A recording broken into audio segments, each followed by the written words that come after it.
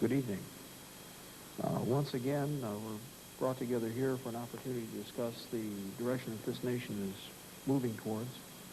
My name is Mark. I'm from Michigan. And we'll be covering all aspects or everything that we possibly can concerning the New World Order operations inside the United States.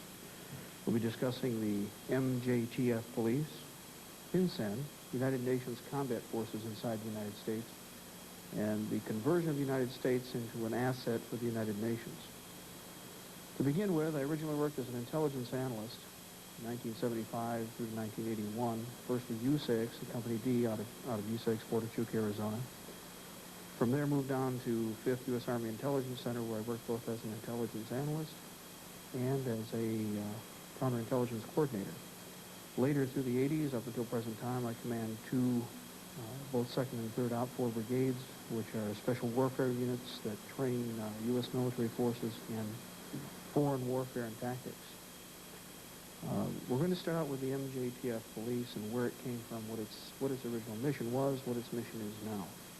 Through a series of political actions that started around approximately March of 1989, the federal government extorted resources from most of the states, in fact all 50 states simultaneously, within a 2-week period, passing laws in every state authorizing use of federal funding to convert local and state forces into national police forces.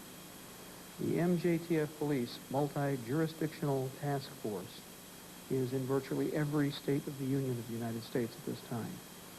Its primary mission is house-to-house search and seizure, separation and categorization of men, women, and children in large numbers, the transfer to detention facilities, and the use of those facilities for interrogation purposes. The MJTF are regular National Guard, local law enforcement, and street gangs converted to national police services. Remember that this was originally organized under George Herbert Walker Bush. We all know, of course, now that President Clinton has proposed a national police force. This is simply another name, in fact, an overt name, for the MJTF police. Now, the motto for the MJTF police is that they are the velvet glove on the iron fist. Anybody who's familiar with some of the speeches that have taken place, ex-President Reagan spoke in England here approximately 2 months ago and commented that the United Nations forces would be the velvet glove on the steel fist. This is a very popular phrase. It has been used extensively by these people that are within the New World Order operation. I don't know how you feel about this, but anytime I've been hit with an iron fist, I usually don't feel too good, and a velvet glove doesn't make much difference. It should be noted that most of the resources are being drawn from, again, federal fundings to our regional governments.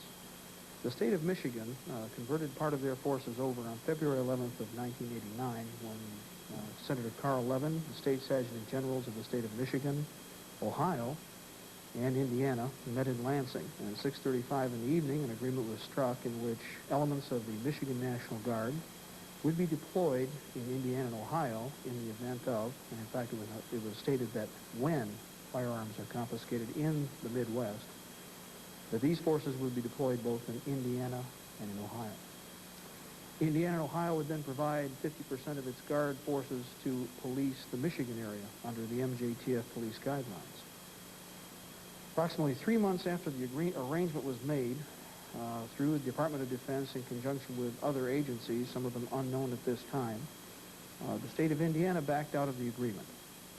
When this took place, the federal government, through a series of funding coordinations, withdrew resources from the state of Indiana. They had to restructure part of their Guard mechanism, and in the process, were able to maintain a good portion of their original integrity concerning their preparedness strength for Guard forces. 3 battalions had to be restructured at that time. Now, the MJTF police are supplied and supported through strategic reserve aircraft that have been transferred to their resource. They will convert almost all of the existing local police agencies to national police forces after they've rifted personnel that they do not consider trustworthy. And they will also incorporate street gangs. Now, if anybody has seen the guidelines, and we have copies of both, The original stated that house-to-house search and seizures would be performed by military, law enforcement, and civilian personnel. Now, we all know who the military are. That's anybody in a green uniform or a blue uniform with the Army, Navy, Air Force, Marines, Coast Guard. We understand that those would be people in the National Guard, Reserve, and active military forces. We know who law enforcement is. These are the constables, the individuals that you have at your local level, all the way up to and including our secret police in the United States, such as the FBI, Central Intelligence Agency, and other agencies that might be at their disposal, Defense Intelligence Agency, etc. Who are the civilians that were going to come into your home? I don't recall there being any guidelines for that in the Constitution. If anybody has listened to National Public Radio, you will note that on several different occasions, specifically the of 1992, it was announced, and in fact there was a one-hour special program on National Public Radio about converting the street gangs to law enforcement agencies. We had been talking about this for years prior to its action. We knew that there were preparatory activities taking place. But through these activities, a truce was signed by most of the large gangs in the city of Los Angeles. At the time, there were negotiations in process in Chicago, and this was also taking place in New York. Since the initial action, a full agreement has been signed in Los Angeles, and both the Crips and the Bloods are now being trained, equipped, and uniformed with federal funding through California. Chicago has finalized this agreement last week. New York is in the process of doing so sometimes in the next few weeks, and we can assume that they will do this very quickly. These forces will be the cannon fodder, the Schützenhauptfeldung. Their mission is to be the forefront, the master forces to come through the door. Remember that the average federal agent makes anywhere from $47,000 to $57,000 a year. He's more or less looking at his pension. He's not concerned with risking his life, especially if he can find someone to throw in front of him as a sandbag. That's the mission of these group forces that are being organized. Since last I spoke, probably the best example, I'm sure that everybody listening here has heard about Waco, Texas. These forces that were on the ground, to give you the best example, were not effective fighting forces. When you retreat and leave wounded and dead lying on the ground, that's called a rout. That's not a retreat. And this is symptomatic of professional forces that are there for the money. On the other hand, if you use the old medieval pillage principle, and you have a profit mechanism set up in which you are allowed to confiscate properties, cars, jewelry, furniture, the neighbor's wife, whatever, then you're highly motivated to go through that door. And especially if you've been doing it illegally for an extensive period of time, and all of a sudden are given the opportunity to be legitimized. Remember, why let the street gang situation foster or flourish the way it did? We had more than the capability to restrict the street gangs at the time when they came about. Most assuredly, we had the capacity to restrict them in any way that we wished to. However, by allowing the street gangs to flourish, you create regimentation. Then, the strong come to the top. These are your NCOs and leaders. And when you are finished, you simply put them in uniform, and you have an organized military force at your disposal. They're thugs, but they're expendable thugs. Remember that. Now, MJTF police operations there are several actions that have taken place within the last 2 years. Starting in 1991, they participated or were part of Operation Achilles, which was a sweep from the southern Ohio Valley up through to Michigan of ATF by both the Bureau of Alcohol, Tobacco, and Firearms and ATF and MJTF forces to harass and eliminate FFL holders who were manufacturers and producers of components and arms. Their primary concern was not to confiscate or charge somebody with illegal arms, but rather to acquire records and resources that were available and in the hands of the people who held the FFL. In every case where they went into these businesses, the only thing that they took were the records of who purchased products and where they lived. Very important to understand. Now there are a series of other activities that took place after this. MJTF was deployed in Los Angeles during the LA riots. Though there was only a slight mention of it, that's the authority that they were under, along with FinCEN. All of these agencies are overlapping and under the general authority of the United Nations. Remember, we are now an international organization, not the United States. We're a small corporate entity, part of a big company, larger company. In 1992 through early 1993, reorganization was taking place to try and give the MJTF greater credibility. However, it was understood that their mercenary forces probably will not function as originally anticipated, so the Guard has been restructured. That, for many people who are familiar with the way the Guard operates, will be able to understand why the Guard is being rifted of experienced personnel. Desert Dust, or in other words, we call Desert Storm, its primary mission, it was threefold, but its primary mission was to see whether or not the American people would eat the New World Order. U.S. soldiers were sent overseas, their American flags were taken off their uniforms, flags were taken down by officers in the field because the flag was not to be flown. Most every other nationality was allowed to fly their flag, and other than for publicity purposes for public consumption, the general position was that the flag was to be trodden at every opportunity. However, if any of you were watching the news, you'll notice a lot of Marines were jumping up and showing their patch, which they just pulled out of their pocket and laying it on their arm and going, "See this? This is what I'm fighting for." These people have to be done away with. You can't have these people in the military. And so they decided that they would have to rift these people out, transfer them to the Guard. If they're already in Guard units, restructure, re-establish guidelines that would allow them to extract these people from the mechanism. They're trying to go to the next generation of educated idiots. They're looking for people who are going to be more pliable. As Mr. Rockefeller said many years ago, clay that can be molded more efficiently. And since the first or latest crop didn't work, we're now going to restructure the entire mechanism and see what we can get from the next batch. This is where we're going with it. Now, it should be noted that before they can do all of this, before they can perform any of the actions that are pending, they are going to have to take the weapons that we have inside the United States. I will say again, at the meeting that took place in 1989, the federal government and the representatives that were there stated uncategorically when we take the weapons, not if we take the weapons, but when. And under that premise, everything else was constructed. Now, very quickly, there's one that I like here, and I'm going to have it put up on the board while we're speaking. Little poster everybody should remember. All of those in favor of gun control, raise your right hand.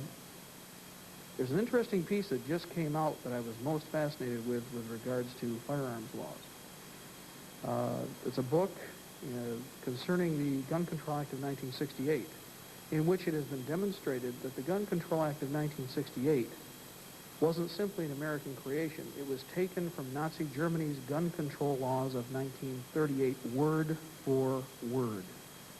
Now that's very important when you consider this, because we're not talking a few paragraphs here and there. The entire document is taken from Nazi Germany's gun control laws of 1938. If they're already at that level in 1968, then where are you going to go with our gun laws now? If you've listened to the people who are talking about this, they say that the Brady Bill, for instance, and I'm hoping everybody understands what that is. That's one of the pending firearms legislations. It's at the state and at the Senate and House level right now. It is a good first step to follow through on this. I don't think anybody likes that idea. If that's a first step, then where are we headed? It should be understood that the MJTF police is not trusted by the federal agencies and eventually will be done away with. Again, the MJTF are useful cannon fodder that eventually will be swept to the side. Moving on beyond the MJTF police, and we're going to back up into them a little bit, are FinCEN forces. FinCEN are Financial Crimes Enforcement Network personnel. FinCEN has as much to do with finances as the SAS had to do with airplanes. The SAS Special Air Service was a cover name for an entity which existed in England and was the equivalent to the OSS of World War II, 1941 through 1945. FinCEN forces their mission is house-to-house search and seizure, separation and categorization of men, women, and children, transfer to detention facilities, securing properties acquired, but not the maintaining of detention camps. That will be the mission of the MJTF police. I should mention very quickly the detention camps themselves. Originally under FEMA, 23 detention camps were authorized. These detention camps were spread out across the United States. In addition to that, there are 20 supplemental camps that were authorized with the 1990-1991 military fiscal budget. Carl Levin's DOD Budget Amendment 656 authorized the implementation of these 20 camps to supplement the 23 that were already authorized. There are now 43 total camps that are pre-deployed inside the continental United States.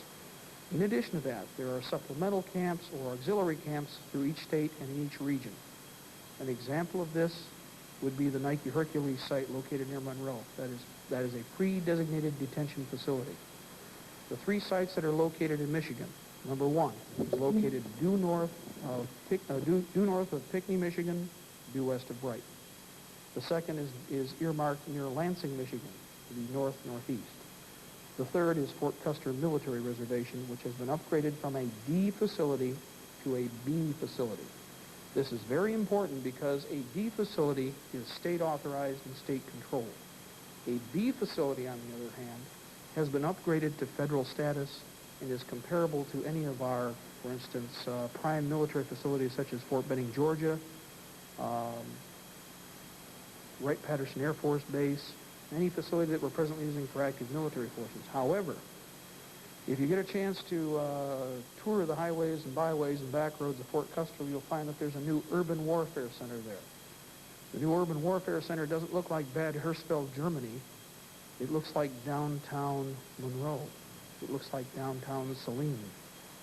It has 3-bedroom ranch-style houses, cracker box farmhouses, small living areas inside downtown areas.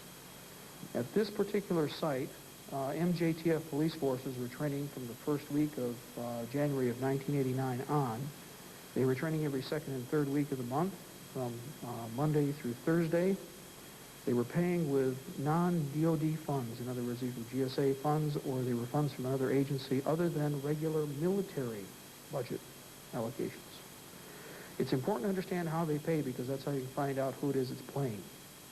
Now, these forces operated secretly for a number of months, and we identified them as they were training, and they changed facilities. We understand after approximately a year-and-a-half cooling time that they are using Custer, and they are using Grayling again extensively, bringing forces together from other parts of the state, training them on site, and then sending them back out to be prepared for whatever is going to happen in the future. We'll get back to FinCEN now. FinCEN was organized utilizing foreign military forces as secret police agencies here, or as secret police forces here in the United States. They are drawn from military and secret police forces overseas. They are predominantly European. We have Belgian, Dutch, German. We're looking at French. We also have a variety of Asian military personnel. It is known at this time, for instance, that FinCEN has an element in Montana that is made up of Gurkhas. The 197th Mechanized, as of 1 month ago, as of 1 week ago, has deployed for a training operation that may last as long as 2 months in northern Montana through the Canadian frontier.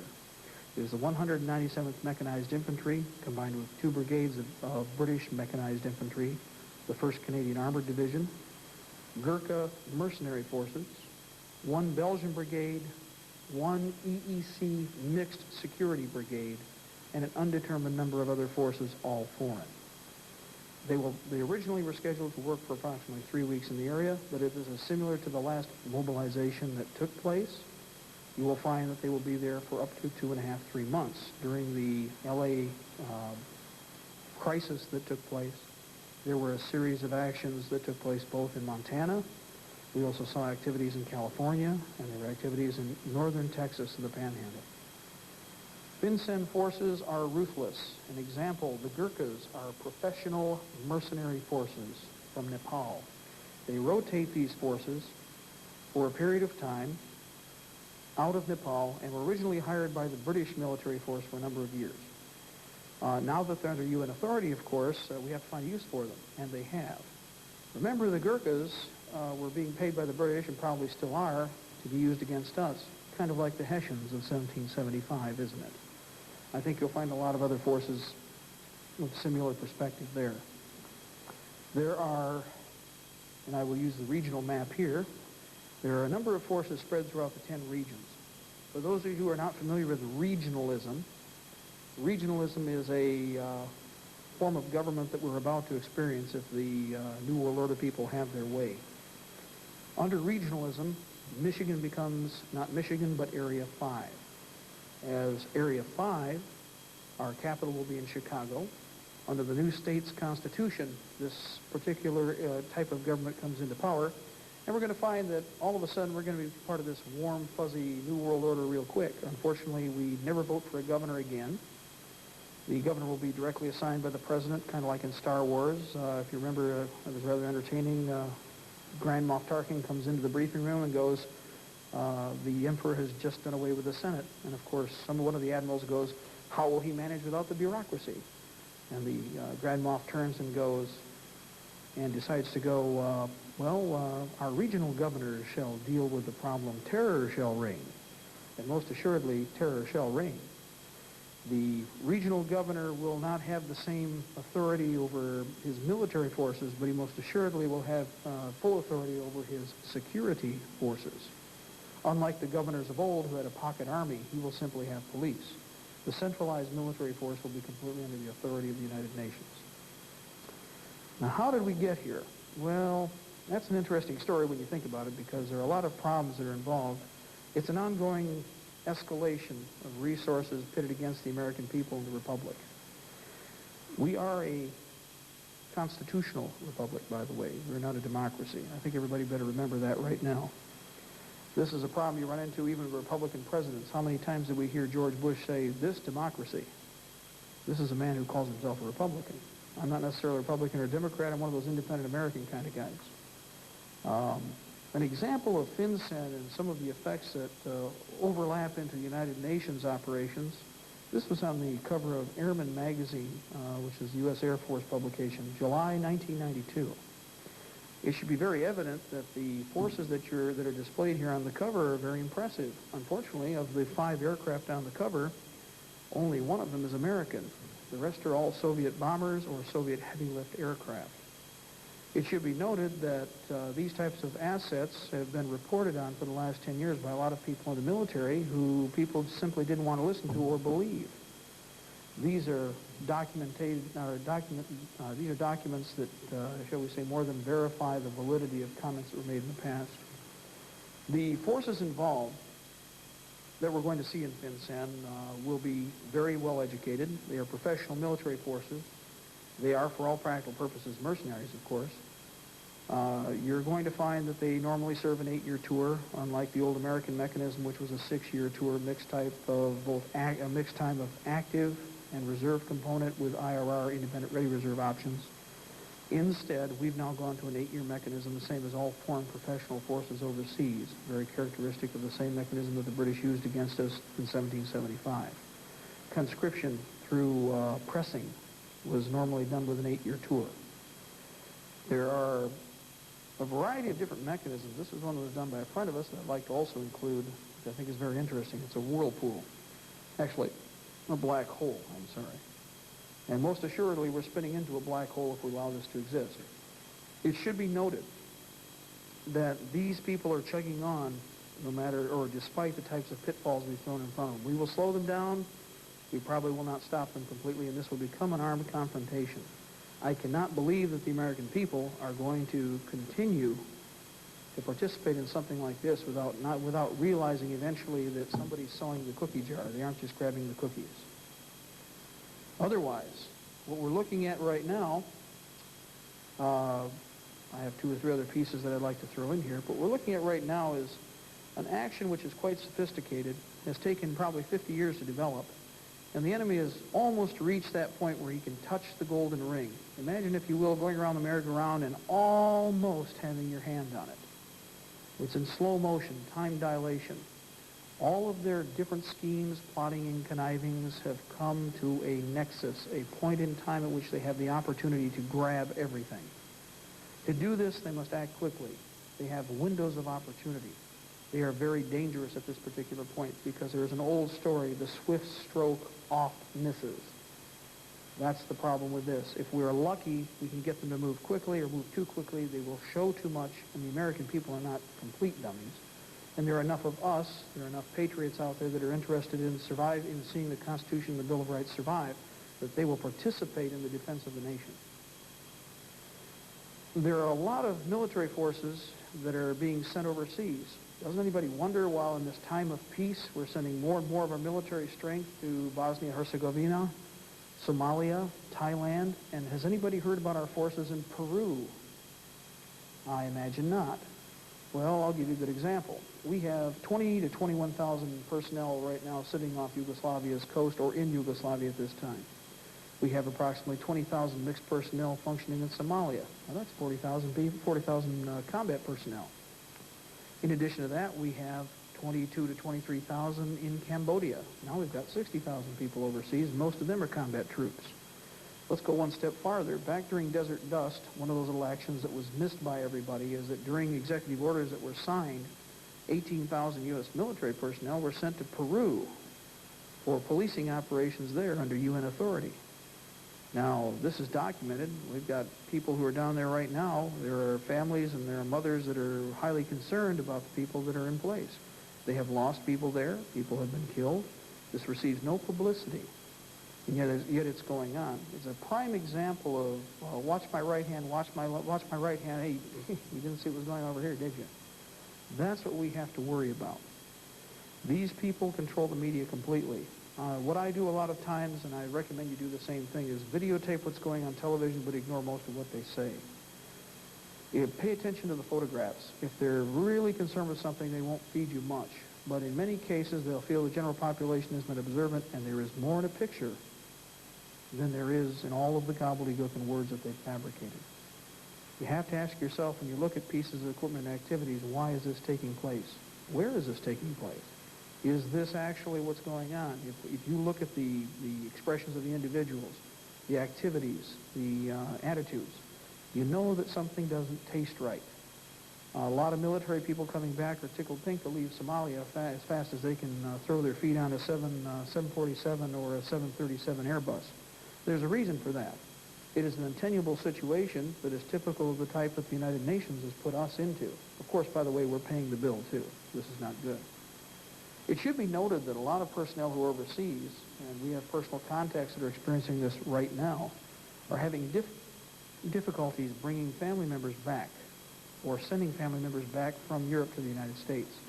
We have 3 families in particular that are experiencing this right now.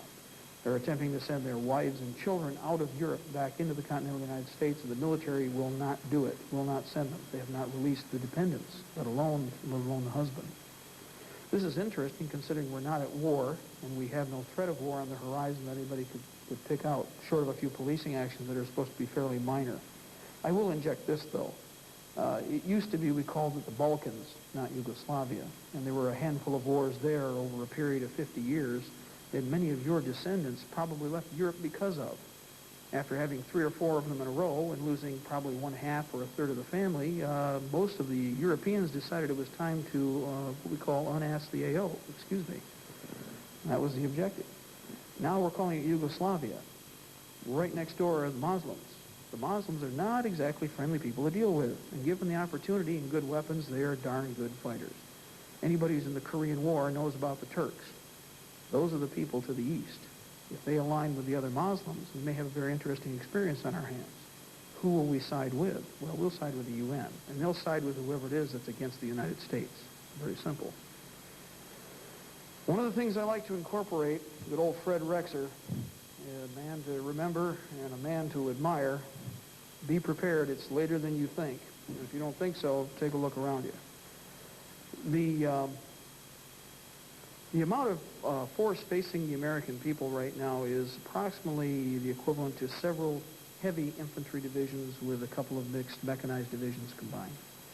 We're looking at a little over 300,000 personnel that we can verify or that we can at least identify in different parts of the country. These forces include FinCEN elements through Montana, Northern California, Southern California, Central Texas, the northern part of North Carolina, Fort Drum, the eastern seaboard, including elements that are now stationed around the capital of the United States, Washington, D.C. There are 5 FinCEN companies deployed there. I will mention this, that we've put a great deal of heat on these people since we've begun to identify them. And I will ask you something. How many people have seen a news clip every night when they watch the media? Somebody takes one of those nice ski masks and put it over their head and busts into somebody's home. 60 Minutes did a little piece on this just the other night, but it's what we've been talking about for a long time. Who's under the ski mask? If you're wearing a ski mask, how do you know who these people are? In fact, how do you know that they're even law enforcement agents? Anybody can wear a uniform, and a ski mask hides the identity, especially when nobody says anything. And even if they do, how could most people be sure? A ski mask, it does for a person at 3 in the afternoon what the KGB did at 12 midnight and 3 in the morning with a knock on the door. It is called terror. And the fact that we would allow that to happen in the United States is a disgrace to our country and a disgrace to our Constitution. I'll tell you one thing right now. When I was in the military, we were trained to shoot people with ski masks on, if you'll recall. We called them terrorists, bank robbers, criminals. Only in this case, I guess now they're hired by the government. It is very important to understand this because we cannot be lackadaisical in understanding the threat. They have progressively, through gradualism, got everybody into this mindset that this is an acceptable situation. It is not. It cannot be allowed, it cannot be allowed to continue. If these forces, for instance, are on the up and up, why not bring them into the light? If these people are doing something that's for the good of the nation, why not bring them into the light? Why conceal their activities? Why shroud them in darkness? Why shroud them in chaos? On the other hand, maybe we want a little chaos. Remember crisis management? Mr. Kissinger brought this up first. Crisis management is a good thing. You're hearing it in the news constantly, aren't we? Crisis management, crisis in Russia, crisis overseas, crisis in New York. We had a bombing. Oh, my goodness. With something like this, of course, thesis, antithesis, synthesis. You create the problem, you demonstrate an answer, and you execute the solution. But you created all three. We're looking at the same thing right now here. Now, UN combat forces. I'm going to interject these people real quick because all these people interlock and overlap. United Nations combat forces include those that are cooperating with FinCEN at this time in Montana, the elements that are in California. There were 21,000 of them identified south of Los Angeles and are probably deployed northeast of Los Angeles in the Sacramento Basin. The elements that were located in Texas have shifted by all indications and are probably spread out through a series of garrisons. The Ohio Valley, starting in the Cincinnati area and moving north-northwest, have forces deployed there. We know that these elements are also located at Fort Echuca. There are some at Fort Benning, Georgia. We know that an element was also located at Fort Drum. By the way, our processing center for detainees in the western half of the United States is Oklahoma City. We do not know what the location is for the eastern seaboard at this time. However, by all indications, Fort Drum will be the control point for processing individuals to detention facilities on the eastern half of the United States, east of the Mississippi. If there are any problems, what I would recommend for a lot of people that are concerned about this is that we observe the air, not the ground. However, I will say this. In Cleveland, for instance, we have friends and patriots who have photographed UN armor being transported by rail from east to west. Many of the people that I've been in contact so far are both intelligence analysts or have worked as intelligence analysts and counterintelligence sergeants. They are experienced in observation and they know what they're doing. Because of this, we can rely upon their first-hand information. Most of the time, though, you're seeing FinCEN forces utilizing rotary wing aircraft assets. Back in the early part of 1990, approximately 3,000 rotary wing aircraft were withdrawn from our strategic reserve. These are not from the reserve or guard.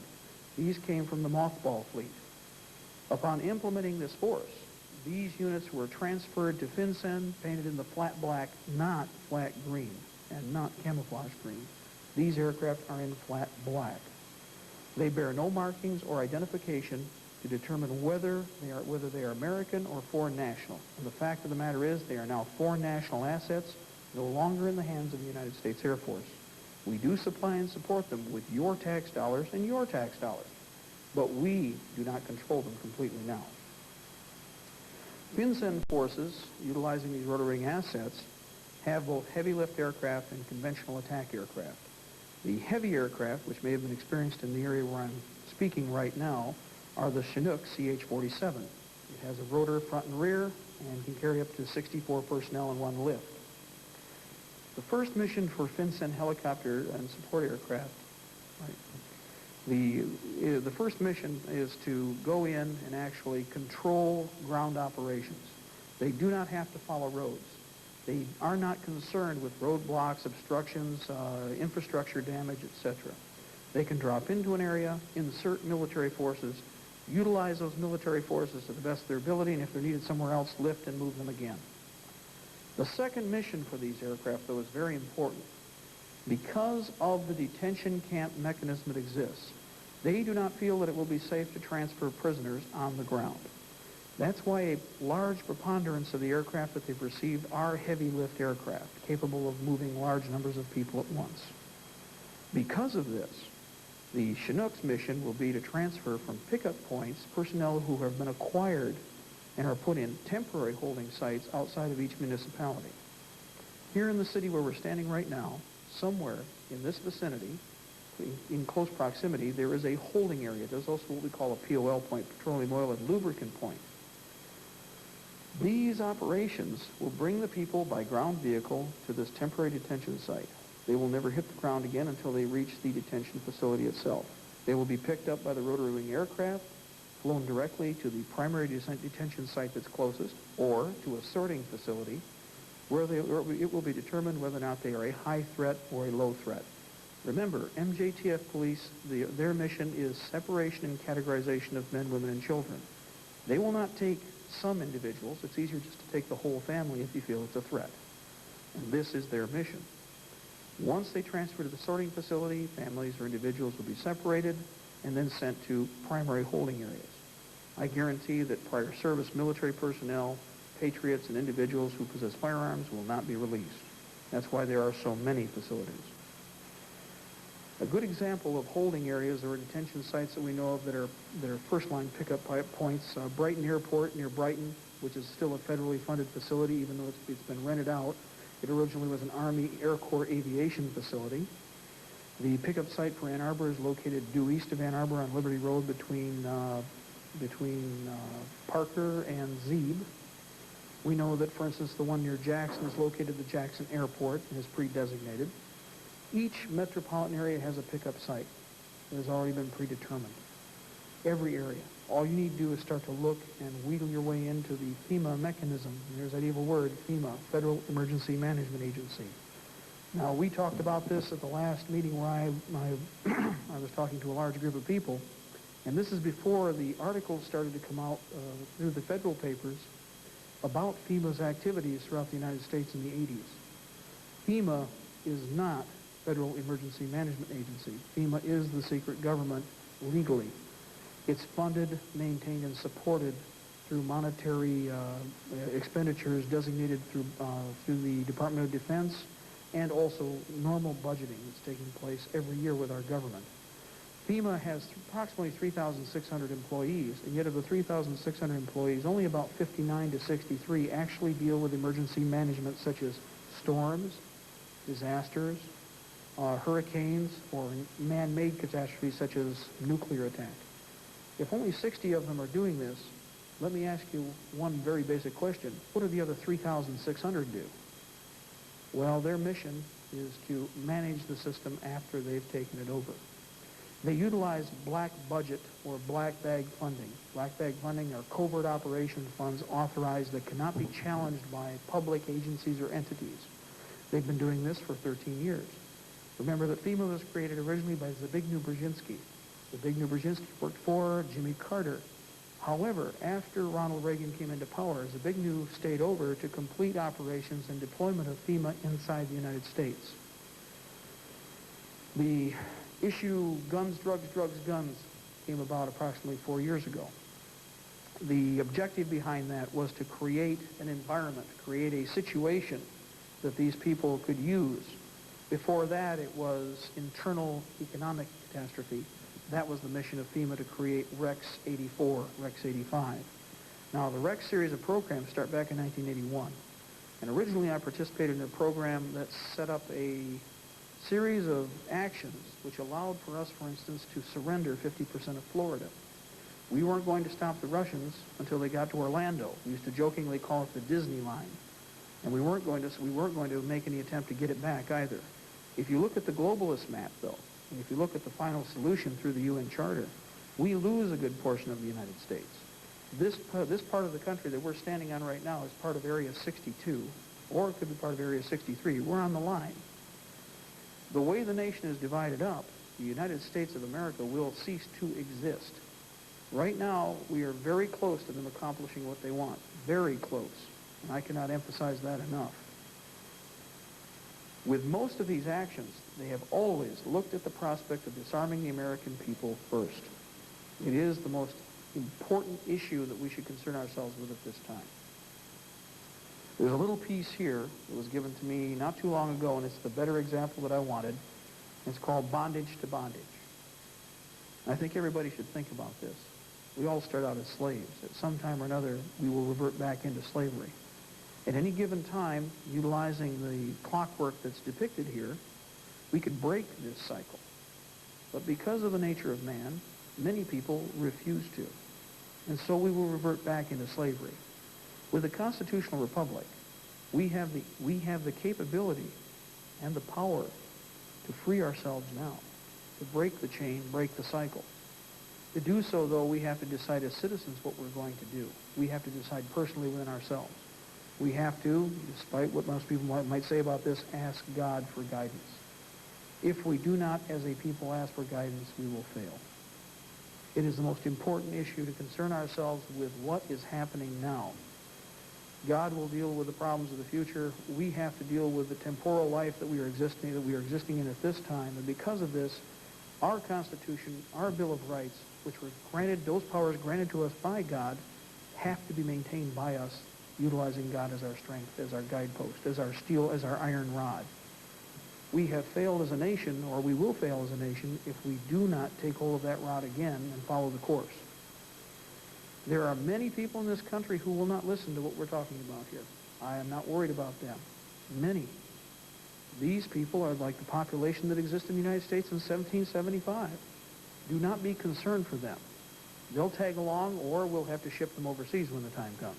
I can think of many glorious socialist regimes who will be more than happy to take in a few more slaves. I don't say that we hang them or shoot them. There's a lot of people who would like to do that. I think the best punishment is to brand their butt, give them one piece of luggage, and ship their hind end overseas where they can live out the rest of their lives outside this constitutional republic and see how we flourish from afar. Because given the opportunity, we can be, and we will be the finest nation on this planet. And with the republic, we can go on to become an even greater power. But without the republic and without our personal rights, we are nothing. Why, I've asked this many times, do you think that everybody on this planet wants to come here? There are many other places on this planet they could go. There are many other forms of government. We as a minority, and we will always be a minority, by the way, I think, as a minority, we are still the flowering example of opportunity, no matter what anybody says. Everybody would like to grasp a part of this, and we have the capability to do that. But we have to hang on to those documents which were given to us in the first place. If we do not have the Bill of Rights, the rest is moot. If we do not support the Constitution, we shall fail. These people that I'm talking about, the MJTF police, FinCEN, the UN forces that are here, have no comprehension of our form of government. They come from governments alien to us. They come from governments that are a threat to this form of government, to this nation. That does not mean that they will always be our enemies. That does not mean that they're necessarily ruthless aggressors that will always be ruthless aggressors. There are people that will change within their mechanism. But until they change, we cannot come halfway. Halfway means losing half the Constitution. What part are you willing to give up? What part are we willing to surrender of this nation? What state? Which one of our constitutional amendments are we willing to throw into the kitty, so to speak, so that we get a little piece of something else from the other side? And the first thing I'd have to ask is this: what can the other side offer us? Absolutely nothing. That's more important than anything else right now, is to understand there can be no compromise concerning this action. Is it unacceptable that UN forces be here? Most assuredly. Is it illegal? If you will recall, we have a little thing called posse comitatus. Under posse comitatus, it is virtually illegal for military forces to be used as law enforcement agencies inside the United States. And yet right now we have military forces in several parts of the country being used as law enforcement. Probably the best example in 1990, which we came across, and this has to do with the ski mask again. Guy with a ski mask jumps into your house. You have no idea who he is. He's wearing a black uniform and it has 3 letters on it, and you don't know what any of those 3 letters stand for. When this takes place, how do you know where he came from? He comes in, they lay you on the floor, they virtually rape your house, they rape your privacy, they go into your bedroom, they go into your children's rooms, they destroy property, they take property for private profit. When they are done, they leave. You never have any idea who they are. And then they go back to Europe, or they go back to Asia, and they spend what they've stolen. These people were training ranger units as law enforcement agency forces in 1990 through 91, utilizing the ski mask mechanism. In Fort Hood, Texas, these forces were training with the local sheriff's department in confiscation and seizure policies.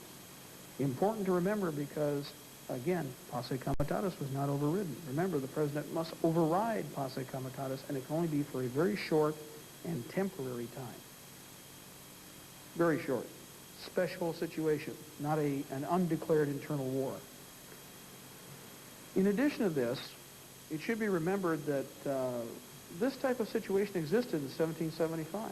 This is the exact same thing our forefathers experienced.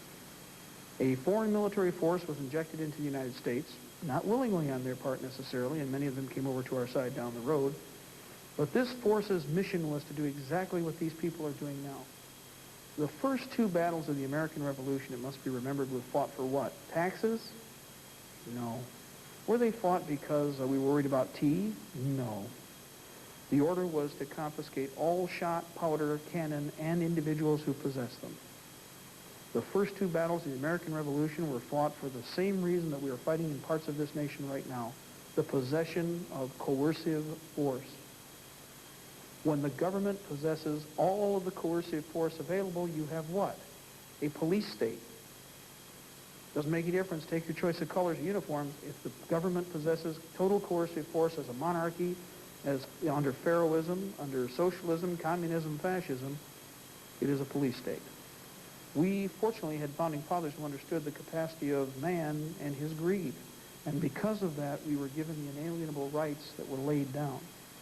Now, they also understood that we might lose them, and there's an interesting statement that Jefferson made. The beauty of the Second Amendment is that it would not be needed until they tried to take it. Now, that's pretty prophetic, because he understood exactly why we had the arms. It wasn't for hunting, it wasn't for fishing, it wasn't for can plinking, though certainly those are ways to train. The objective was to protect us from tyranny first and foremost, more so than anything else. Tyranny can come in any color, shape, and form. It can come at any time. It knows no boundaries. If given the opportunity, it will overwhelm you and enshroud you with its power. It should be understood, to give you an example of how this works, here's tyranny in the making. The PL 100-690, here's a copy of it. PL 100-690 was the camel's nose which allowed the government to do most of what we are moving into now. PL 100-690 incorporated no-knock search warrant, hostile search and seizure clause, the money change, which everybody better be very worried about, because with the money change comes control of your lives totally. It also included many other actions which are amending existing laws. This is very important because you get an and or a but in this document, put it in another document, and all of a sudden you've changed the entire meaning of a law. Through this law, the Copper Wire Act was changed. And I will give you an example. Most people think that it is illegal to wiretap without a warrant. It is not. A wiretap can be formed on anybody's household under the changes in this law at any given time, but a warrant must be acquired if you're going to wiretap and use it in court. That's why in many cases many people have experienced problems with their phones. Phone systems burning out because illicit taps can be done on a regular basis. And I will give you an example. In Washtenaw County in the state of Michigan, in Ann Arbor, there are 5,000 new wiretaps done every month. 5,000 new wiretaps done every month. All of the original wiretaps are proceeded through to the next month. Do some quick math and tell me how long it takes before you've saturated the entire county. Not long at all, does it? This is typical of the mechanism and the way it works, envelopment. With the electronic media and with the electronic communication systems, the way they're set up right now, our privacy can easily be invaded. And it must be understood that there are many different avenues that they're going to approach us with. Probably the best single mechanism that I could recommend for anybody who's interested in this subject, would be to use Operation Vampire Killer by Jack McLam. As a single document, bringing a novice into the picture. For 93 pages, it's a lot of reading that's worth its money. You can sit down in an evening and absorb the basic information necessary to perceive what's going on. I've said this before, and I'll say this again and again and again. Everybody I've talked to, I don't care who they are, I don't care if they're skeptical on this subject or not, you all get a bad feeling, don't you? I don't care who you talk to right now, they all have this same image. Something's wrong. It's like a carcass stinking in the desert. You can smell it long before you get to it. Now, it's very important to remember that the enemy has many, many resources and assets at their disposal. The best one we have here is you. They can't shut us all up. Word of mouth, voice to voice, person to person, we can do more damage, take and move the rock, and expose these creatures more effectively than any other tool they could possibly use. For they will silence me, and they will silence other people that are talking about this, but they can't get us all. What the Founding Fathers understood is what I think everybody here had better understand right now. If they have unlimited capabilities to confiscate your property, if they have unlimited capabilities to take your car, to take your money, to take your life if need be, what have you got to lose? What sense is there in worrying about the threat? You might as well fight. You have no choice. Now, do we fight on the enemy's terms? No. One thing about George Washington I liked is he fought for 2 years with little or nothing. And as there's an old saying, we don't have much, but what little we have, we know how to use. And that's how he fought the beginning of the Revolution. This situation is going to be fought much in the same way, with limited assets and resources, progressively steamrolling and building up. Did I say it was going to be a short war? No. Do I think that it is going to be an inexpensive war? Absolutely not. But as somebody said before, will it be worth it? Most assuredly. It has to be. What is the future of your children worth? For that's another thing they plan on taking from us, our children. Listen to the present president. Listen to the policies of the government right now. This is the age of the child. But the age of the child in whose hands? In your hands? In your hands? No. In their hands. Oh, and by the way, remember this. They are the ones with that velvet glove on the iron fist. And once again, I'll remind you, even if there's a velvet glove on it, it has a tendency to hurt, doesn't it? You can create a lot of casualties this way. That's right. There's another saying that came about that we've used before in instruction. It should be remembered. We're not talking about offense here, by the way. Nobody has gone out of their way to find these people. We aren't going overseas. We don't have to go outside of our own state now. We're not talking about having to defend our homes, having to defend our counties, having to defend our livelihood. An attacker must vanquish. He must crush. He must utterly destroy. A defender need only survive. Wave upon wave, maybe, but he need only survive and endure. For the defender is no place to go. Despite what we say about the people that are in, and I'll bring this up again, in Waco, it should be reminded of something. We may not agree with what they're doing in there, but we do know this, they're American. They didn't go looking for somebody else. Somebody came looking for them on private property in their own home, and they decided to defend themselves. Why didn't the government do very well? Because they are thugs. Thugs never do very well against anybody who's protecting themselves when they are tenacious and when they are willing to stand up and fight. There's another rule that I have about the situation we're going to run into. They're going to run out of secret police long before we run out of soldiers. I guarantee it. By the way, I'm also realistic. I think everybody is familiar with the National Rifle Association quoting that there are 70 million firearms owners in this country. I guarantee there are. But you know what? I guarantee that only 1 out of 7 will show up. Guaranteed. However, let's do some quick math here.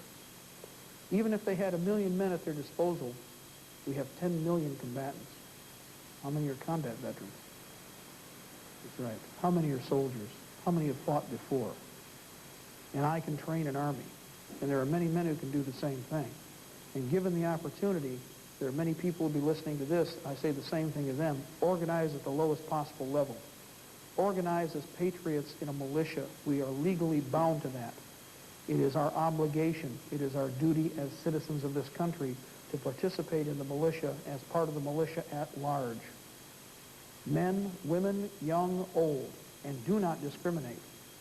I'll tell you what, by what we hear out of Waco, the interesting thing that fascinated me is that the person who was on the Barrett Light 50, that's a 12-shot 50 caliber semi-automatic rifle, it was a 64-year-old grandmother, and she did a fine job of cutting a lot of people in two, I'm here to tell you. If a 64-year-old grandmother can stand up to a bunch of 23-year-old jocks that can bench press 500 pounds, I got this funny feeling we'll do just fine. Mercenaries, I think we can handle them. Now, there are a lot of areas that they're going to get into here. There are a lot of things that I'd like to talk about, but I want to concentrate on this for just a minute, because I briefly touched on it. The militia could be easily crushed and destroyed if we tried to build from above and create organizations here and then fill them out. That is not the way that this nation was built originally. That is not the way that this nation will be built in the future or will be protected in the future. The worst thing that these people are scared of are what we call coin operations. The citizen getting together with citizens that he knows. Notice I said people you know, citizens you know. People that you've grown up with, family members that you live with. That is how you must build up militia, from below. A 10-man squad is a hell of a lot harder to find than a 600-man battalion, okay? Small groups can always be organized into larger groups, but not vice versa. Much more difficult. The advantage we have is our limited resources can be put to their best ability in our hands. We don't have to worry about the government contractor. Our concern is getting people uniformed, armed, and equipped. The militiaman was a Minuteman, and that's how you must gear yourself. You must, as the old saying goes, prepare for war if you wish for peace. That simple. To do so, cheaper is better. You want to put more bullets down range, you can't share a weapon. I've said this before. Okay, it's your turn. Go ahead and shoot. You ever tried that? Well, there's 3 of us and we're going to share a rifle. Oh, boy, that's my idea of fun. Because of that, get what you can afford, but buy as much as you can. The laws that are coming down the road right now are rolling at us just like a juggernaut. There is a wall of supply and demand that is going to hit us. When it comes, there won't be anything to buy.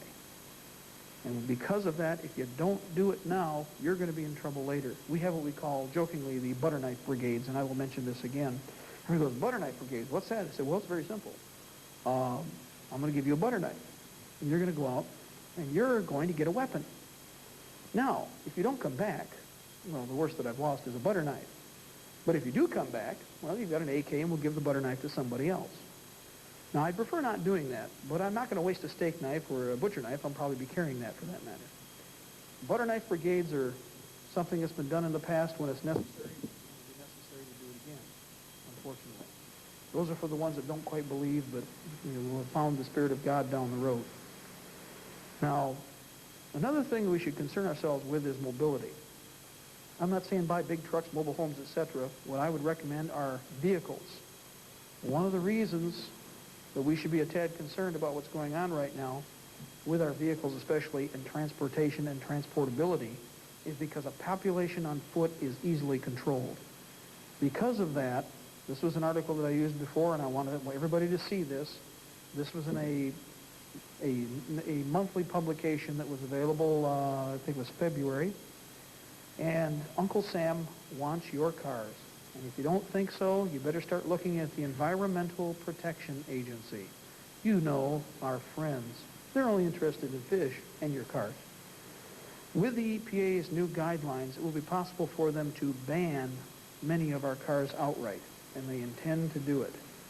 Now, I had to ask myself, why pre-84 cars? Gee, that's kind of strange. There are a lot of other cars out there that look pretty nasty that are not newer, a lot newer, especially in the state of Michigan. Consider this. A lot of pre-84 cars have a different type of electronic ignition, don't they? A lot of newer cars have a totally alien type of electronic ignition, and I think the best way to describe it is like this. In 1976, when I worked on a Ford Granada, the electronic ignition was this large. It did virtually every function on the car that was necessary. That was with 70s technology. Today, the electronic ignition on our car is this big, is this thick, and this tall, and that's with 1980s microchip technology. Now, what's in that electronic ignition? Two considerations. Number one, an EMP shutdown circuit. That'd be the best example. It would be very easy to incorporate. It would work on a specific frequency. Upon transmitting on that particular frequency, you could shut down whole categories of vehicles. Now, I'll give you an example of this. The IROC Mustangs, and also I believe the comparable vehicles made by GM, have a microchip in them already that upon functioning at 140 miles an hour for 7 seconds will shut down the vehicle. On some cars, we understand that it's as low as 105 miles an hour. In fact, a car was just tested. Now, because of that, you got to ask yourself, what's in your electronic ignition in your new car? If this is already in place and can be found, what is there that we don't know about? Question number two, why not something on the line of a transponder for tracking? So much easier, and we're not talking low jack here because as everybody in communications will understand, it need only transmit for a short period of time or at a very low, in a very low range, and your pickup equipment will do the rest. You can find what you want. Each one of your VIN numbers can be signatured to the electronic ignition mechanism. It's fairly simple technology. In fact, the idea goes back to 1965, 66. All this in a box under the hood that is now this big, that was this big. And again, I ask myself, why the change? We're not talking microchip. I've got calculators that were made in 1985 that will do virtually anything that science wants you to do in a package this big in the thickness of my little finger. Isn't that amazing? Because of this, you should consider other alternate forms of transportation, or you should consider override mechanisms so that you have the capability to move during these periods. Fuel will be cut off. We know that availability of resources will be cut off drastically as far as munitions, fuel, food. How about lead? What about tin? What about manufactured items such as threaded stock, nuts, bolts, and screws? What about basic items like toilet paper? Burdoc's not all that exciting after a few weeks, as everybody can probably imagine. And of course, we've used it in the past, and we would try not to use it in the future. Stock up on a few things. But the weapon systems that we're dealing with, that we're fighting against, we've gotten a little taste of also. The enemy's capability to utilize electronic warfare technology against us was displayed during this little Kentucky bout with the kids that were lost in the Smoky Mountains International Biosphere. Oh, that's right. They didn't call it that, did they? They called it a national forest. Isn't that amazing how our national service made a point of not calling it a biosphere? In the Kentucky mountains right now, that particular forest has a sign as you enter the area. It says International Biosphere. In all the news reports I saw, they didn't use the new proper title. They used that old American thing so that we wouldn't get people upset. Made a point of calling it a national forest, which it isn't anymore. But during that, I think it should be noted by everybody, the kids were found utilizing special technology, and they were picked up by very special people in black uniforms. And before they would be released, it was stated they refused to let the children go until they were debriefed. Now I got to ask myself, why would you debrief a bunch of high school kids who were supposedly lost in the middle of the mountains? What is it that they saw that they felt the government wouldn't want other people to see or talk about? So much so that they said they wouldn't release them until they were debriefed. Interesting. What about infrared scanning technology? They're admitting to that. Another example, in Waco, they admitted very briefly early in the morning on Sunday that they had used the infrared scanning technology on the compound before they went in. They don't want to elaborate on that, but we know that the enemy has this threat capacity, or I should say a government has this threat capacity. There are ways to counter this, and in the future we'll discuss it. Some of the simpler methods we call standoff are utilizing glass. Glass is a tremendous insulator, and with 2 layers of thermal glass, you'd be surprised how much protection you can offer from these devices when they're inside a building and used as shielding. Another are reflective metallic surfaces such as space blankets. Gee, what a simple compensation for a system that costs a lot of money, or it costs millions of dollars to deploy. There are other options that are available. A few reminders: when you guys dig a hole, save the topsoil. When you fill the hole in, make sure you put the topsoil back on. It's kind of obvious when you use infrared scan. It's like this. If you look at it from the sky, it's like this piece of paper on my blue coat. It's just about that obvious. There are little things that you have to remember about protecting yourself. It's called spoil. How to defend yourself in the future will be a matter of how ingenious you are. And a lot of the answers are fairly simple. Their technology is very expensive. Anyway, we're back. Well, to begin with, now we're into our next hour, I'm going to discuss both past activities and future proposed actions inside the United States by a variety of organizations, including the MJTF Police, FinCEN, and UN battle groups that will be deployed against the American people. First of all, we'll go back to early 1989, when originally in smoke-filled rooms behind closed doors, some committee of political monkeys decided that it was time to go after the weapons inside the United States. In doing so, what they did is decide to come up with a program called Guns, Drugs, Drugs, Guns. If you have a gun, you must be a drug dealer. This was everybody: private firearms owners, skeet shooters, whoever. Our response as law-abiding American citizens was supposed to be, "Oh God, take my guns! I'm not a drug dealer, oh please!" Only unfortunately what happened as far as the government's concerned is that the American people started to rearm themselves very quickly. We surveyed a lot of different shows throughout the United States, Midwest specifically. In fact, in some cases we covered 3 different cities and 2 different states within a 10-hour period. And what we saw weren't people trying to get rid of their weapons. In fact, that wasn't the case at all. You notice that people weren't selling anything and were buying more. It was shoulder to shoulder, elbow to elbow, rear end to front, and heel to toe. And everybody was bringing every mother's uncle in to buy weapons, munitions, equipment. And we saw this from Kentucky and Tennessee to Pennsylvania to New Jersey to Michigan, Indiana, Illinois. The effect that their Guns, Drugs, Drugs, Guns program had is that the patriots out there started to talk to people and said, "See, this is what we told you was going to happen." And after surveying a few shows, I'm sure that the intelligence information coming back through the Alcohol, Tobacco, and Firearms people, and also from other agencies that were monitoring the gun shows, that the result was not exactly what they wanted either.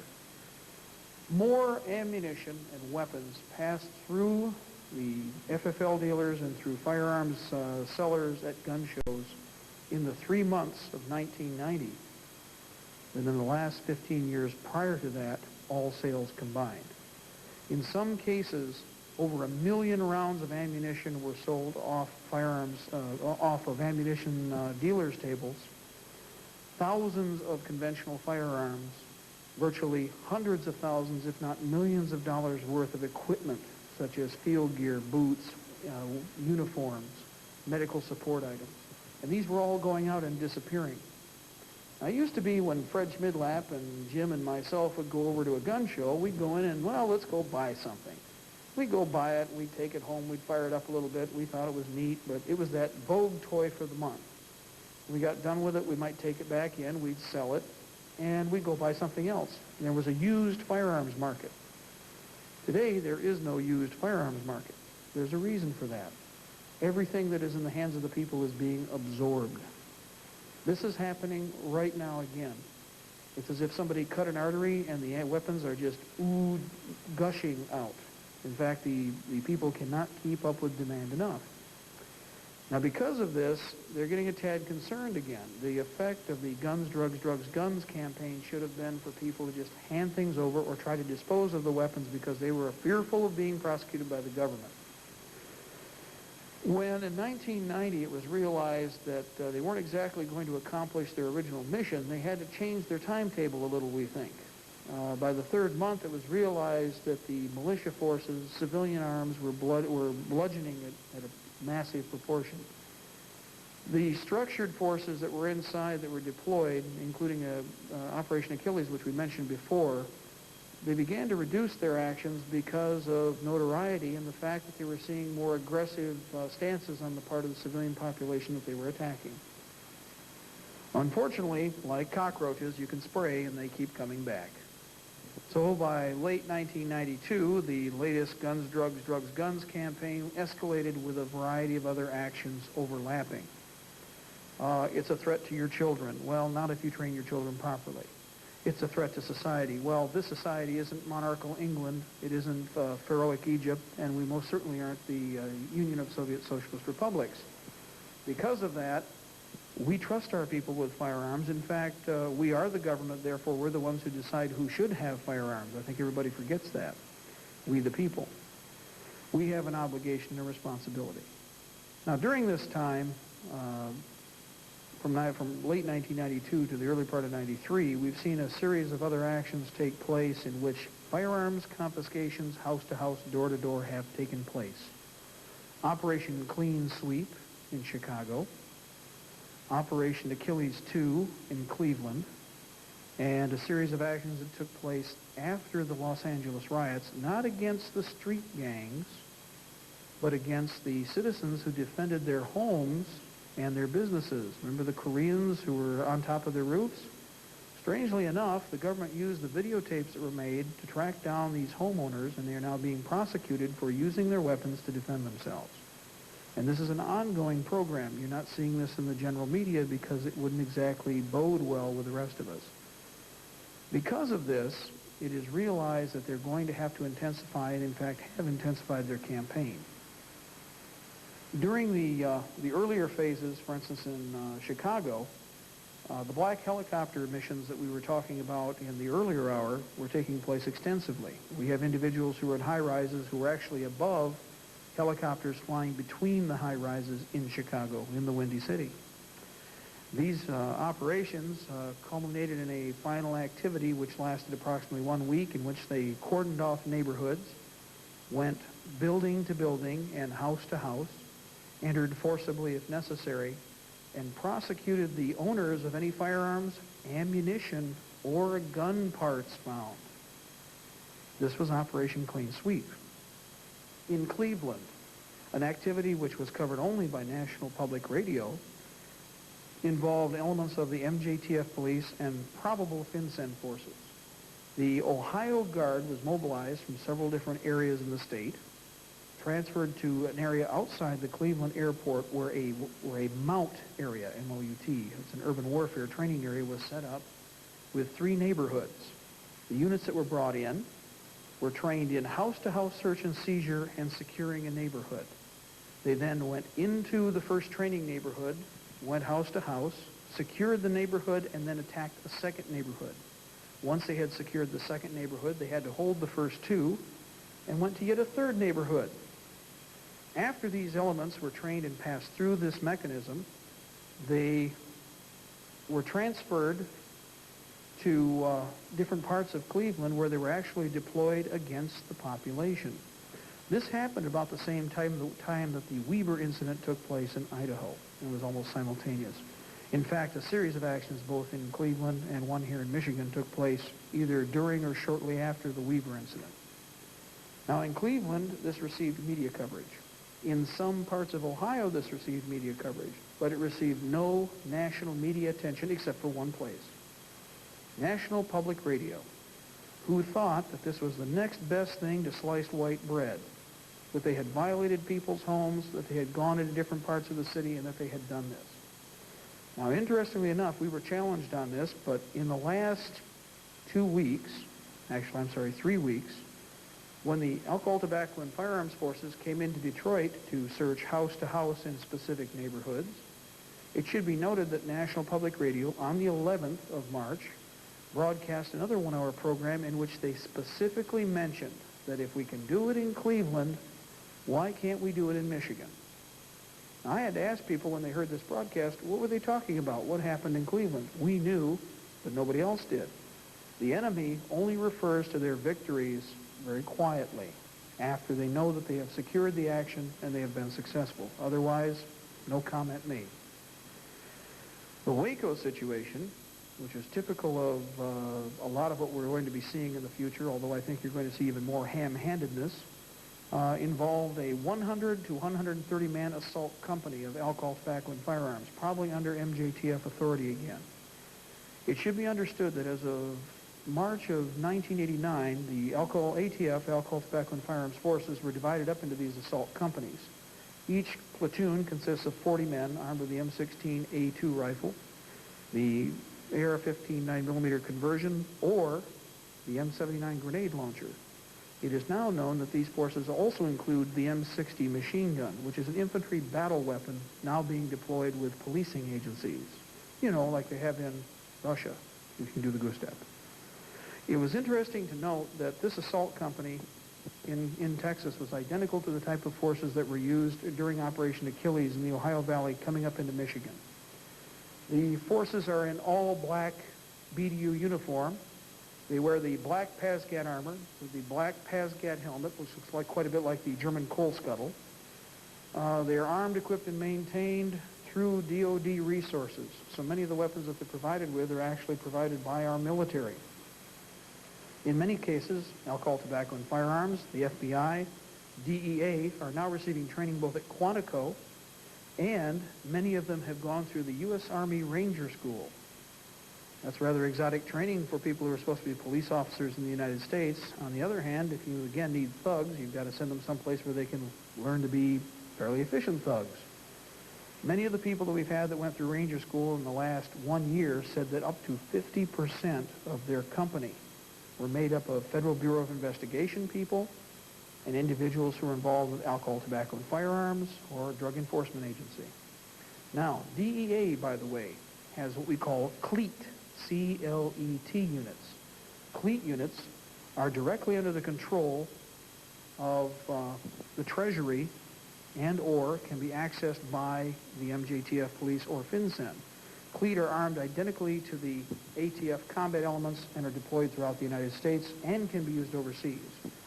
DEA is now using extensive resources from outside the United States in terms of manpower, but they will not identify what the name of the organization is that's being used. Now remember, we know what FinCEN is, but nobody else is supposed to. So it can be assumed that FinCEN is the element that's involved. How they're deploying equipment here? Well, it's kind of strange. A lot of people said, where are they? Well, they're in all parts of the United States, but we've had at least one face-to-face confrontation with some of their people right here in Michigan. In fact, though I can't mention names, on a given date, one of our people was attempting to use a space available flight through U.S. Army Tactical Lift Command. Upon arriving at the site, he gave him his military ID card. Somebody punched in his name. Looked at him very briefly and punched it in again. In a minute and a half, there were two MPs behind it. Now this site, which is Salford Air National Guard Base, and I will point this out specifically because people have asked about this, the individual was then taken and put in a car, driven around to the southwest quadrant of the post. When he arrived there, the MPs took him out of the vehicle, and as he entered the structure, the first person at the table, at the entrance desk, was in all black uniform with no identifiable insignia or markings at all. He was then taken to an interrogation room. Now at first he's going, oh my goodness, what did I do? My ID card must be messed up or something. But upon seeing the black uniforms, he understood exactly who he was dealing with. He was sat down, and the first thing that was asked, how many cars do you own? How much food do you have? How many weapons do you own? What are the names of your children? What does 7.62 by 39 millimeter mean?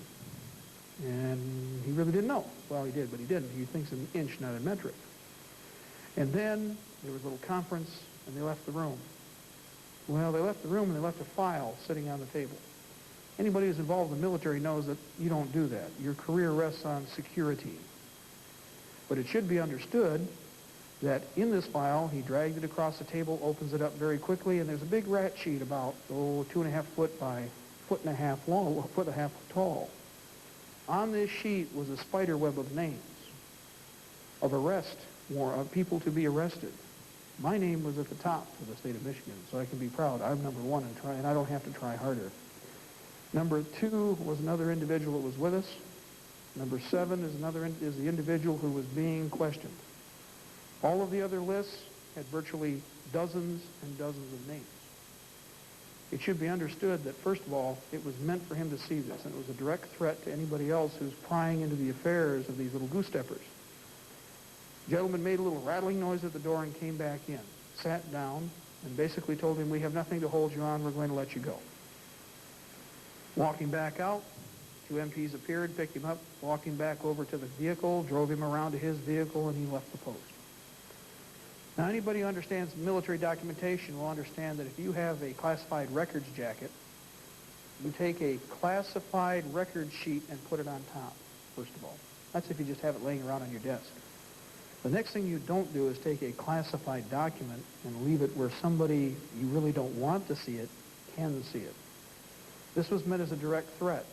This was just before we were involved with other meetings that we participated in where we were illuminating people to this subject. If I keep this up, they're going to do something to me. Well, I'll tell you what, I'm not stupid. If I'm already on the list, as many other people are, look at it this way. You're never going to come off that list, okay? Your butt's in the fire, and you might as well fight and go for broke because you ain't got no place left to run. It's that simple. Now, when I worked for intelligence, I worked as an intel analyst with a THS.VHS.VAULT clearance. Handled a lot of classified documents. People don't operate like that unless they're sending you a message. Now, the last time I had this happen, and I will bring this up to date as far as activities go. Last time I had this happen was a very interesting experience because we started to look into the MJTF police and FinCEN, etc. And on a Friday afternoon at 3 o'clock, I had a knock at the door where I work in my office. Open the door, and here's campus security. And who should be with him but the area director of the FBI and one of his henchmen. And, of course, they wanted to talk to me. Well, let me tell you something. When the police come to visit you at 3 in the afternoon, you better understand on Friday that they plan on keeping you for the whole weekend if they can. So we sat down, and we discussed quite a well. He started to ask questions, and the first thing he said is, "You've been talking with your representative and your senator." "Yes, I have." "Well, that's interesting. Well, if necessary, we will find somebody to put you at the scene of a crime." And they said this flat out. "That's interesting. Okay." And so I didn't really respond effectively to that other than, well, no crime's been committed, and all we're talking about here is truth. Well, then he started asking a lot of other questions like, "How do you feel about assault weapons?" I said, well, basically I've been telling everybody to buy everything they can get their hands on, and I'll own as many as I possibly can. Why? And of course it was like, what do we say to that? So they weren't really sure how to respond to this. I mean, I was being very open with them for the most part. When they were done, they didn't take me away, only because I didn't think they weren't sure exactly how to figure what we did know that they were coming in advance. I will say that. I had a little warning. And it's not the first time, but we've had 3 different attempts where they've tried to stop us from doing just this, informing people. Because like bugs, they hate for you to move that stone. Now, I put a little piece up here. On the plains of hesitation lie the blackened bones of countless millions, who at the dawn of victory sat down to rest, and resting died. While most assuredly they are close, we are just as close, and they know it. They are scared snotless of the possibility of the American people waking up. Any possibility, anybody trying to bring forward what we're talking about puts such a wrench in their plans that they can't afford to see this exist. They will do everything in their power, if need be, probably eliminate people, but I think that's down the road. Right now they're rather concerned. We're rather public. But they will do everything in their power to squash this movement in its infancy. They know they cannot afford to see this continue. We must not hesitate. On the plains of hesitation lie the blackened bones. We must forge an organization now at the lowest possible level, called the American citizen. We must get together as a people and build. If you do not build now, you will not have the capacity later to protect your family, your livelihood, your people. It's that simple. Now, activities. Example, choppers that we've been seeing all over the state. Many people have seen them. There were a number of sightings over the weekend. Many of our allies or friends that we know that are in the northern part of the state have seen virtual waves of helicopters, not 5 or 6. At least 4 nights in a row, we've seen anywhere from 34 to 50 helicopters in waves, going from horizon to horizon, not in column. In one particular evening alone, with 4 people standing back to back, there were so many aircraft that the 4 could not count them all. Where are they coming from? Well, they're bringing a lot of assets in from overseas, most assuredly, but part of it is being pre-deployed in Canada. There's a thing called mondialization, which I've talked about before with people. It's mentioned in several different books, one of the most recent about George Bush, The Establishment's Man. Mondialization. It's the conversion of a city from being an American or a Canadian city to an international city under the United Nations, under authority of the United Nations. In doing so, the city pays a tribute to to the United Nations, and are under the protectorate of the United Nations. In doing this, while they most assuredly denounce their citizenship to their nation, they still get taxes from that nation. And the state and the city and the state make a point of still sending them those taxes, which I think is rather strange. Well, originally, we wouldn't have put a connection to this were it not for the fact that we'd had intelligence information that foreign aircraft were flying out of London, Ontario, or near London, Ontario. Well, I open the book and I start to look at this, and it says Dundas. Dundas was mondialized. Dundas was one of the first cities mondialized in Canada. Dundas is a suburb or like adjacent to London, Ontario. They were using the air facility at London, or near London, in Dundas, to transfer resources and equipment into the United States from outside the United States. This is very important because they have full authority as a UN affiliate. Now, because of the amount of attention that was given to the activity in the London area, they transferred their operations to a place called Mitchell Bay. I like this. We have a state map everywhere we go. Michigan, Mount Clemens is located here. What we're looking at right now is Mitchell Bay is located right across Lake St. Clair on the opposite side of the lake in Canada. A facility was set up with POL points for petroleum oil and lubricant support, manning support, and what the foreign forces are now doing is jumping from Mitchell Bay into the United States and then flying their missions here and then going back. They fly through Mount Clemens airspace near Selfridge Air National Guard Base and are not challenged. All that the traffic controller can do is count the number of aircraft, and then they are allowed to fly anywhere inside Michigan airspace or Ohio airspace. They branch out from there. Now, a lot of activity has taken place in the Thumb, and some of our people who checked out the area, who live in the area, Lapeer and North, actually communicated with people in different parts of the state, or in different parts of that area of the state, and they actually said, oh yes, we've seen a lot of these helicopters, and we've had a lot of crashes here. Has anybody seen anything in the media about crashes in the Thumb? They refuse to even talk about it, and we have queried the state, and they will not respond. And yet they advise us that there were at least 5 specific air crashes. 5, count them. A helicopter is not a small thing to have land in your backyard, especially if it's in your pool or something. All of this overlaps into what will they use the helicopters for again? Well, the choppers for control and command support can also be used, as we were discussing before, tracking and tracing. Tracking and tracing is very difficult unless you have something to track and trace with. If you're in your car, it could be, of course, as we discussed, the electronic ignition system with a transponder. For most of you who have been watching the media, though, what about the chip? Now, Bogreit's talked about it, and even our veterinarians in Oakland County are now talking about it.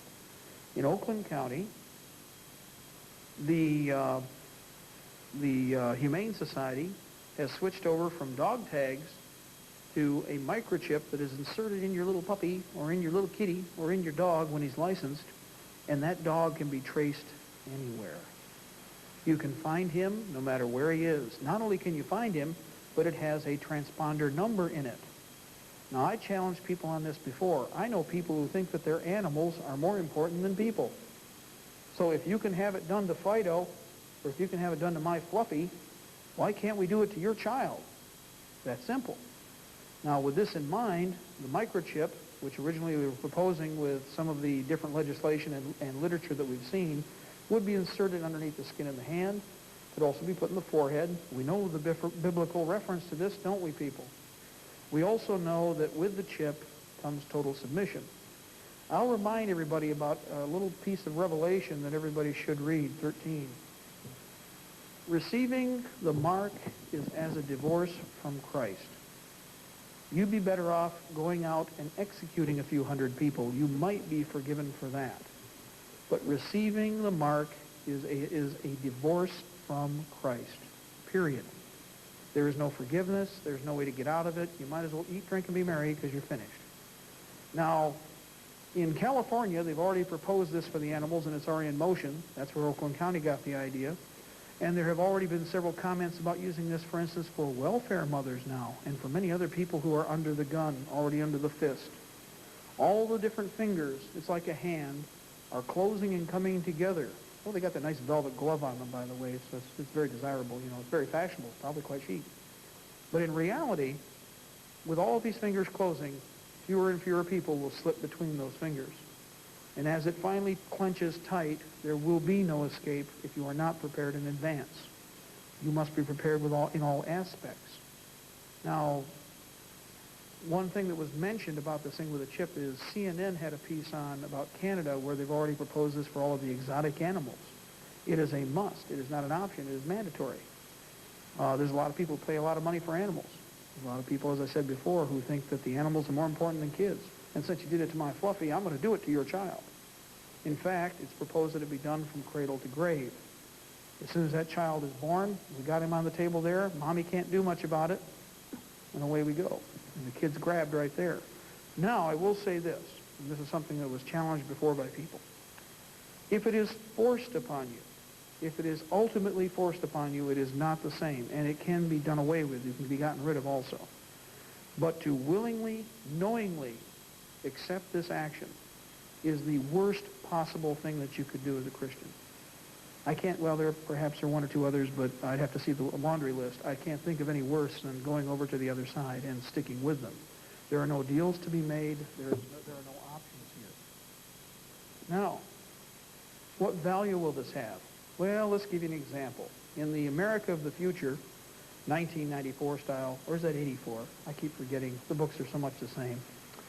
In 1994, 95, what you're going to see is a variation on this little image right here we're putting on the screen. This is not something made by an author such as, say, a conspiracy theorist or somebody who just picked the map up and threw some new lines in. This document was in the Detroit Free Press this last fall. It depicts the proposed borderlines for America. I'm going to ask you something once you take a close look at this. You'll notice they gave it some warm, fuzzy names, and they made it seem real fluffy, and, oh, we'll just change the borders a little. But this is very important when you consider control of population groups. I might remind you of something about this article if you read it. If you didn't, I'll point it out. That originally, this document was done by a State Department official. This was designed to test the water, to make everybody, see how they'd feel about this warm, fuzzy attitude about throwing the country away. This is only an intermediate guideline. Once this is finished, the next step is to go to the finalized version, which is in the United Nations Charter, which cuts the United States into 4 pieces. We lose all of our external territories, and we become a totally subservient nation to the United Nations. Very important to understand. This is the first step. Remember that old term, divide and conquer. Now, I want to make note, if you put the regional map up there, you'll understand where you saw these lines before. Now, when we've tried to demonstrate to people in the past that this is where they're going, somebody said, well, I've never seen anything like that. Almost as quickly as we discussed this with people, this article that was in the Free Press showed up. It's probably the best single example, and it's an example of many of the damning pieces of evidence that the enemy will put forward in their attempt to legitimize themselves. It's very important that they do that. Now, the chip, of course, allows you to control people for movement. Movement is a very dangerous thing when you're free. Boy, you can't really keep track of what people are doing. You can't tax them and tax them out of their socks. You're not going to be able to tax them in their food and their drink, tax them in their livelihood. We'll paraphrase one of our founding fathers on that. Remember? Taxation. We went to war for 10%. What are we at now? A lot more than 10%. But in addition to that, movement. I'm from Area 5. I've got a chip rated for Area 5 blue code. What am I doing in Area 10? In fact, your internal papers don't show that you should even be here. I might mention, too, that there's a reason you shouldn't be there. You're property of the state. The Governor's Conference of 1989 and the Governor's Conference of 1990, which we do have on videotape, by the way. If you get a chance, someday we should be incorporating this in one of our talks. They specifically stated at the Governor's Conference, all 50 members who were there and representatives of the districts said that we are nothing more than chattel. We are the property and an asset of the state. Property and assets shouldn't be allowed to just wander off. You know, after all, you might want to sell them to somebody. Oh, that's slavery again. No, that's right. We aren't supposed to think that way. It's that new world order kind of stuff. By the way, that's the salute, too. I hope you've seen this on CNN. It was on at least twice. The United Nations salute. We like to joke, Mars. But it's true. They had to come up with a compromise, and that's it. Now, with the chip and control of movement, we got to get you on your feet. We can't have you driving your cars. We got a lot of environmental problems, so we can drive you out of your seats real quick with that. In addition to that, to control freedom of movement, we got to take care of this money problem. I mean, you people just spend it on the craziest kinds of things, firearms and ammunition and, why, stuff that you'll just use on us if we're the government, of course. Because of that, we have to bring another finger in, money. And to control the money, we have to change it. In the first phase, if anybody has a sampling of it in their wallet, and they probably do, any of your 1990 series currency, if you will look, and you can hold it up to the light, face the currency like this, turn it up on end, look under the numbers with the light, you'll see a bar line inside the paper. This is a platinum polyester microscreen bar-coded element. As we were talking about traceability with your car and with your person, this currency was being tested and is being tested now for traceability on your person, in your home, in your business, everywhere. This is what we started to call the intermediate currency because this is not the final currency. The final currency is called the blue chip dollar. The blue chip dollar is virtually blue. The $1 bill will be blue. All the others are of different colors. By what we understand, there is also a barcoding just above the $20 that is printed out here. This can be scanned two different ways.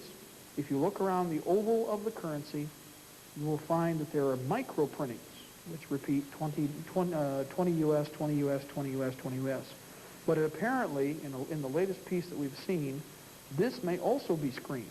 So there are several different ways that they can actually screen this. With 1983 technology, it was possible for them to drive by your home and from the road screen your house and identify by the dollar amount how much cash you have in your house. This is 1983 technology. The year is 1993. If our computers have expanded geometrically in capacity, I want to ask you another question. What do you think they've done with the technology concerning this? And where are they now? See what I mean? By the way, PL 100-690 covers this. And if you get a chance, what you need to do is call your senator or call your congressman. Best bet. Let's do it this way. Call your congressman. Request a copy of PL 100-690. It is a book 3/4 of an inch thick, 7x10 format. In it, you will find all of this. And originally, people said, well, I read the law and it said it only can do hundreds and fifties. I said, bull-doo-doo.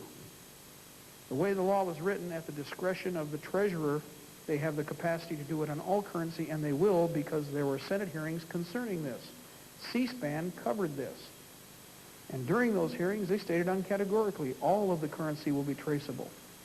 No currency will be hidden by the time they're done. And this is intermediate. This currency will be devalued down the road. The exchange ratio will probably be 6 to 1. At a 6 to 1 exchange ratio, your debts don't change, but your money does. So let me ask you this. Can you pay for food, heating, and the house at the same time? Like the Great Depression or Germany with its hyperinflation, you get to choose between heating and eating. Which are you going to do if you have 4 kids?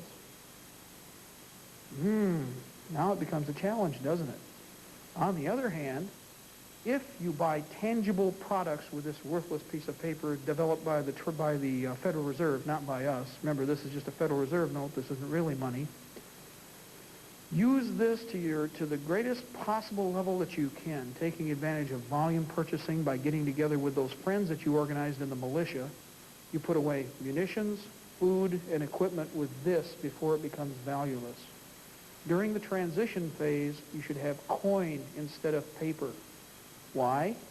During the devaluation, in fact, during this devaluation, in PIL 100-690, it makes no allowance for the coin change. Coin will still have a face-to-face value. In Israel in 1973, when they changed the currency, people who had coin ate the next week. People who had paper were sucking air. It should be understood that you want to put a percentage of coin in quarters, dimes, even nickels if necessary, whatever you can afford. Half dollars and full dollars are the best way to go. Now, it should be interesting to note that for those of you who are trying to financially protect yourself, does anybody know about the confiscation laws? Well, we're going to get into them now. The other finger is starting to close. This one. Now, with the existing confiscation laws and with the banking laws in PIL 100-690, any instrument, cash, money order, or cashier's checks, or any other negotiable instrument that can be transferred into a bank or used by a bank is to be kept track of by the bank against you. And it's at the discretion of the teller and the bank as to whether or not they consider it a criminal activity. Now, the limit at this time is $10,000. It may have changed. We don't know. It could be lower. Under the original law, they have the authority to go down to every $150 transaction. At their discretion, they inform an agency of the government, and that agency can then impound and confiscate your money. If they do this, or if they decide that you've done something that we call structuring, in other words, I decide I don't have $10,000 at the time that I spend, okay? So over a 12-month period, I do $2,000 here, $3,000, $2,000 again, and I'll spend another $4,000 in negotiable funds and put it in and use it in another way. If I do that, that's interpreted as structuring, and at their discretion, what we call arbitrary enforcement. Anybody in law enforcement understands what this means under civil law. Under common law, you cannot have arbitrary enforcement. Under civil law, you can. But under civil law and with arbitrary enforcement, they can take this property from you, and they don't have to give it back because you have to prove that you're guilty. You know what that is? That's British law, kids. That's where you have to prove your innocence. That is not the U.S. Constitution. That is not our Bill of Rights. Guilty until proven innocent are those little dictator things again, the little who-stepping guys. You know, they do this, okay? What we have to watch out for is you have to be very, very careful.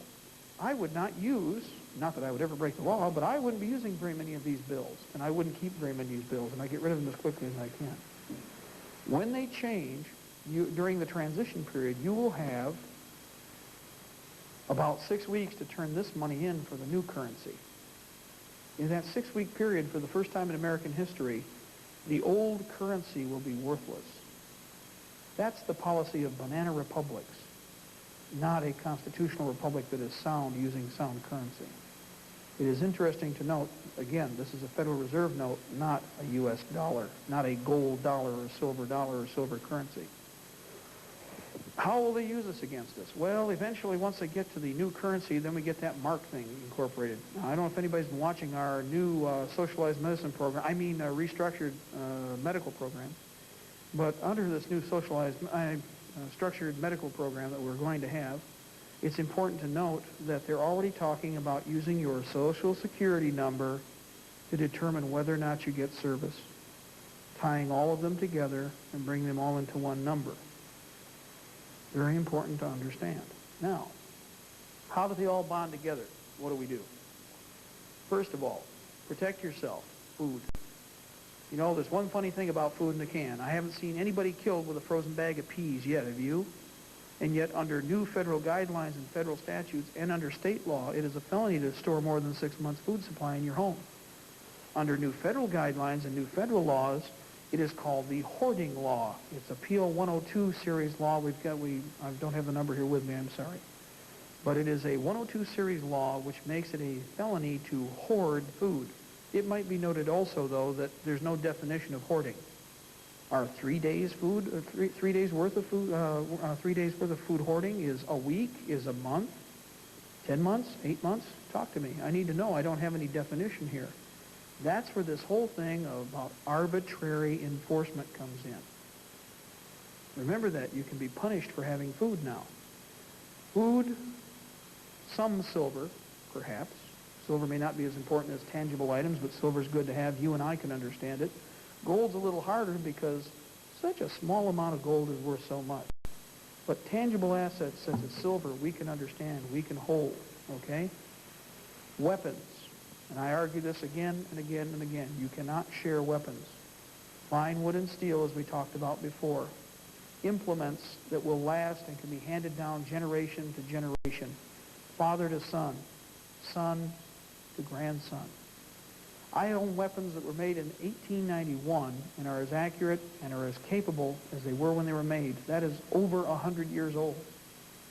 It is a matter of how they're maintained.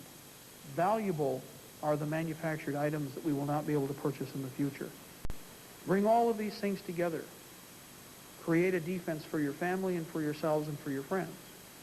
Resources of all types concerning tools. Anybody who's a man who's worked with his hands will know what a good tool is worth. The value of that tool, again, can be passed down from generation to generation, and they hate that. It gets all over their bullets and everything, you know. What are they going to do? I mean, we are going to, if we do not accept the mark, we are going to have to take care of ourselves. They hate that thought of independence. They are terrorized by the thought that we as free people will stand up, and we are going to have to do that. We're going to have to take care of manufacturing for ourselves. We're going to have to take care of food production for ourselves. We're going to have to take care of ammunition, weapons requirements, reloading, something I talked about before. If you're not into reloading yet, get into reloading now. Down the road here, ammunition is going to be few and far between. Handgun Control Incorporated said 2 and 3 years ago, I have Sarah Brady on tape right here in Michigan. She said 2 things that everybody should remember. Number 1, well, when we want to get the weapons, we're going to get your ammunition first. And the next thing she said is, first we're going to get these weapons, but of course our ultimate goal is to get everything. Her own words. And what are they proposing now? By the way, I don't know if you've read Bill Clinton's and Al Gore's latest book, but if you haven't, you should. In 4 different chapters, and I read this all last night, trust me, it was written to the 6th grade level, unfortunately, and it was done in big block print, which I'm amazed considering our people are supposedly better educated than they were 100 years ago. What's fascinating is their solution to every problem at the end of every chapter, and I'll give you an example, children. Their solution, the last 2 paragraphs, are to pass the Brady Bill and to ban all assault weapons because they have no legitimate hunting purpose. Crime in America. What do you guess the last 2 paragraphs are? The exact same 2 I saw in the paragraph in the chapter before. Now, don't you think this is strange that they feel I'm so stupid they have to repeat it to me twice? Well, that wouldn't be so bad, but it's 4 different places, and it's in 4 different chapters in the book, and it's virtually printed identically, one chapter after another. When you're trying to drive something to people's brains or brainwash them, you repeat something over and over and over again, and you convince them that this is how it should be, and you make them mimic what you've said. You don't want free-thinking, free-willed people. It's that simple.